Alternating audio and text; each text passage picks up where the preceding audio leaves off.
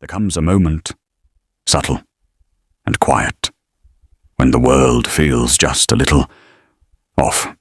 A moment when you begin to notice the spaces between things, the way reality breathes beneath the ordinary. At first it is only a whisper, a soft stirring inside your chest, but slowly, gently, it begins to grow louder, inviting you to pay attention. Most people move through life, blindfolded by habit, held tightly by routines, convinced that these small rituals are safety. And then one day, without warning, you see, not with your eyes, but with something far deeper, a softer seeing, a seeing that is both terrifying and liberating. You notice how people speak, yet do not listen. You notice how they move, yet are unaware of where they are going. And in that noticing, you feel both connected and separate at the same time. A strange, lonely kind of clarity. At first, it hurts, because you realize that the world is a performance, and most of its actors are asleep. They move in loops, patterns of thought, chasing illusions of success, chasing security, chasing meaning handed to them by a world that never asked them to think. And suddenly, you are awake. You see the scaffolding behind the play, the gears, the pulleys, the mirrors behind the magic. And here is the paradox. The more you see, the more isolated you become. Not because you are superior, but because you are different. Your perception stretches beyond the surface, and the ordinary no longer comforts you. Ordinary conversations feel hollow. Ordinary ambitions feel empty. You cannot pretend anymore that the same illusions still satisfy you. Yet there is beauty here, a quiet, profound, almost sacred beauty. Because for the first time, you are awake. You witness life as it is, not as it is packaged for convenience, and with awakening comes responsibility. Not the responsibility to change the world, but simply to remain awake within it, to walk through the illusion with eyes open, aware of impermanence, aware of patterns, aware of the hidden rhythms of existence itself. Imagine walking into a room where everyone is humming a song you do not know, dancing to a rhythm that feels foreign. That is awakening. You hear music no one else can hear. You see colors no one else can see. And this awareness is both a gift and a burden. You begin noticing the trembling of a leaf, the unspoken sadness in a voice, the tension between people, the longing behind laughter. And once you notice what is real, life can never return to being a comfortable illusion. The world does not punish those who see little. It reacts only to those who see too much. If you look only at the surface, nothing trembles. But when you truly see, people feel exposed. And this is where the danger lies. Not danger of violence, not danger of threat, but danger of isolation, of misunderstanding, of being out of sync with a sleeping world. People will call you strange, detached, too sensitive, not because you are wrong, but because you are awake. And awakening, in a world of sleepers, is always disruptive. But here is the secret. Every awakened soul discovers it eventually. To be awake is to be free, free from illusions, free from borrowed meaning, free from the pressure to live a life that is not yours. And so, the journey begins. Walking with awareness, feeling the hidden currents of life, carrying both the burden and the blessing of seeing what others do not. Because once you wake up, you cannot return. The world may sleep, but you are awake. And everything has changed. Awakening is not always gentle. In fact, one of its first lessons is this: the world does not welcome those who see too clearly. It fears them, not consciously at first, but instinctively. Imagine walking into a room where everyone is humming a familiar tune, safe and comfortable, and you begin to hear a different rhythm, one that pulses with subtle truths, with shadows and light, intermingled instantly. The atmosphere shifts. People do not know why, but they feel something delicate, something unsettling. And this is exactly the position of the awakened mind. Most people live in carefully curated illusions. They decorate the walls of their reality with achievements, distractions, opinions, and comforts. They build identities like fortresses, brick by brick, to keep the unknown at bay. And then you appear, awakened, aware, attentive, and the walls tremble. Not because you are trying to destroy them, but simply because your vision is alive. The awakened person notices what the ordinary ignores: the subtle fear in a glance, the quiet longing behind a laugh, the invisible patterns that govern behavior. And the more clearly you see, the more the world begins to regard you as strange. It is not cruelty. Exactly. It is instinct. Human beings fear disruption. We fear anything that shakes the comfortable narrative we've been taught since childhood. We fear change. And seeing clearly is change. It is a quiet rebellion, a gentle insurrection of awareness. Sometimes the world reacts with ridicule, sometimes with avoidance, sometimes with subtle hostility. People may say you are too serious, too sensitive, too detached. They may call you strange, and often they are right. You are strange, in the sense that you are awake, and most people are still asleep. This is the paradox of seeing what others do not. It isolates you, yet it elevates you. It disturbs, yet it liberates. It frightens others, yet it frees you from their illusions. Awakening is a dangerous grace. It invites you to stand outside the comforting rhythms of society and witness what is, in its raw, unfiltered form.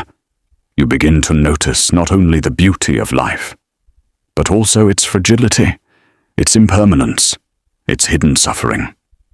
You begin to feel the weight of reality in ways most cannot endure, and yet, this is the path to wisdom. This is the path to presence. Because when you begin to see the subtle dynamics of life, you begin to participate consciously, not reacting out of fear, not chasing after illusions, but choosing your movements in harmony with the deeper rhythms of existence. You realize that people do not fear truth. They fear being reminded of their own sleep. They fear the reflection of clarity that reveals their blindness.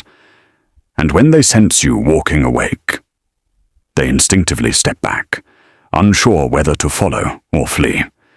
But you learn to walk gently, quietly. You do not force awareness upon others. You embody it. You let it flow naturally, like a river that does not shout, but carves valleys over time. And in this silent embodiment, something miraculous happens. The world in its own time leans toward awakening. Some souls recognize you immediately.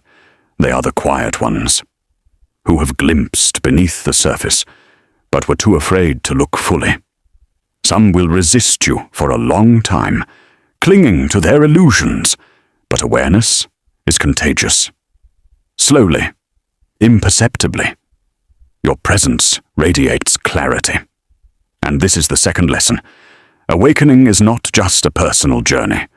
It is an invisible ripple that touches those ready to receive it.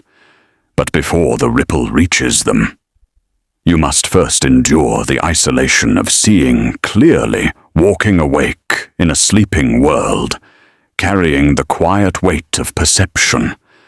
Loneliness is inevitable, but so is depth, and depth, once embraced, transforms isolation into insight, fear into understanding, observation into compassion. You begin to see that separation is temporary, and connection comes only after the quiet work of presence has been done, and so you continue quietly, gently, observing, noticing, listening, becoming more and more awake in a world that often resists the very light you carry. And in doing so, you prepare yourself for the next stage, the burden and the beauty of deep perception. Once you begin to awaken, once you start noticing the layers beneath life's surface, a new reality presents itself. One that is beautiful, profound, and yet unexpectedly heavy. You start to perceive currents that others glide over, waves that most cannot feel. You notice not only the surface of a person's words or gestures, but the invisible forces shaping them. Fear, longing, regret, hope, the quiet ache for connection that humans disguise with smiles, routines, and busyness. At first, this awareness feels intoxicating.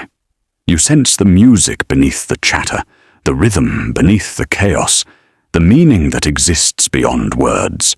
The ordinary becomes extraordinary.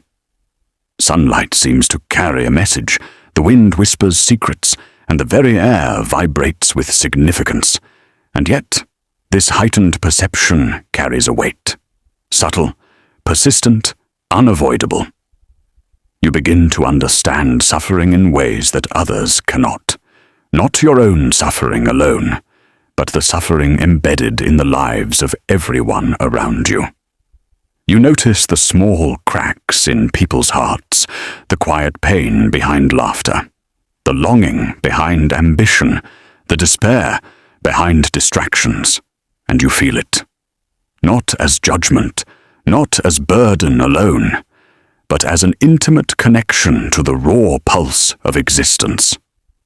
This is both the blessing and the challenge of seeing too deeply. Compassion becomes unavoidable, and with compassion comes responsibility, though not of the kind society prescribes. You cannot turn away from life, even when life grows heavy with its own contradictions. You must carry the awareness, because once you see, there is no unseeing. At times it can feel lonely. Most people are not prepared to share this depth of perception. They live in comfort and habit, content with superficiality. You notice how much of human energy is devoted to distraction. Not because people are foolish, but because they are protecting themselves from truths too fragile to endure.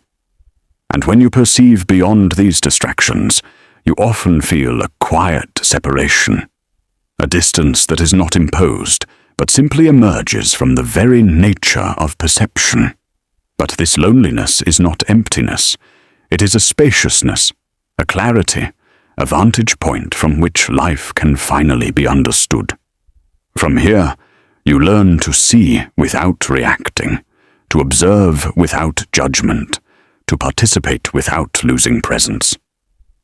You discover that the beauty of perception is inseparable from its burden.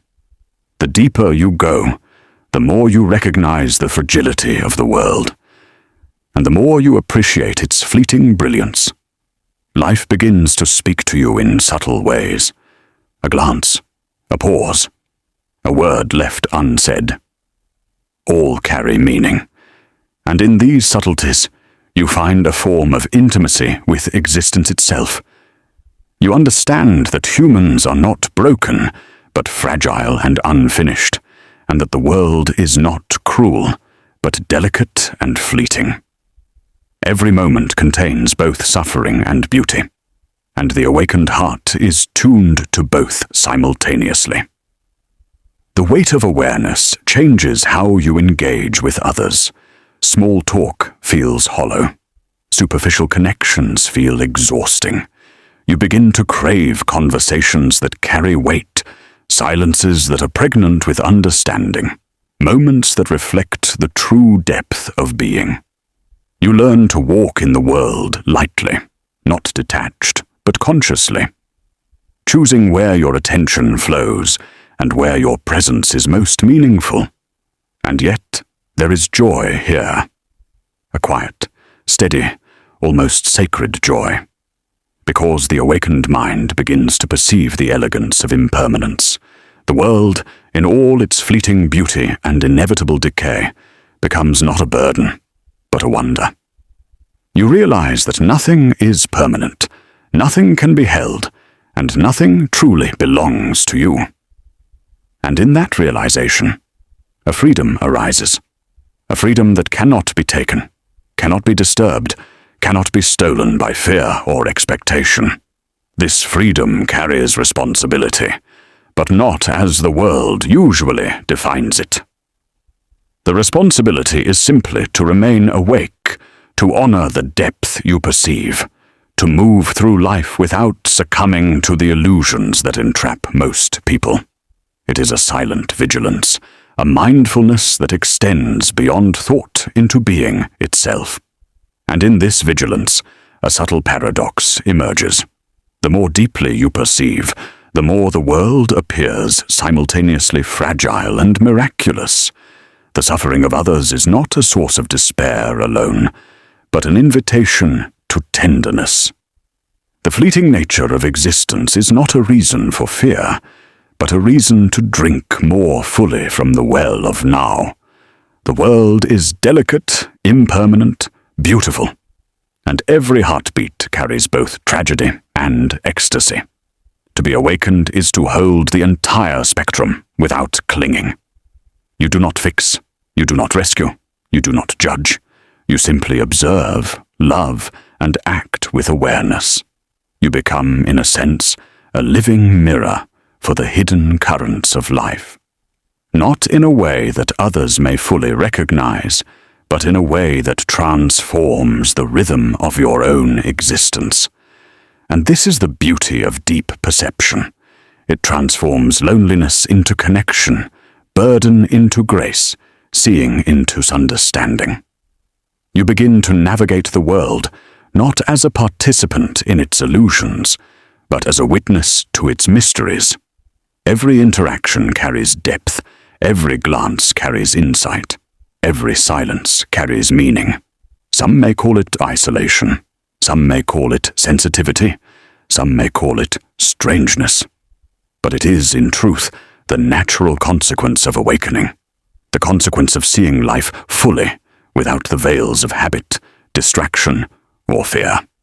And it is, paradoxically, the only way to participate in life with honesty, presence, and true understanding. So you continue, not in rebellion against the world, but in quiet alignment with reality. Not in judgment of those who sleep, but in compassionate witness to their journey. Not in despair at your own solitude, but in recognition that solitude is the birthplace of insight.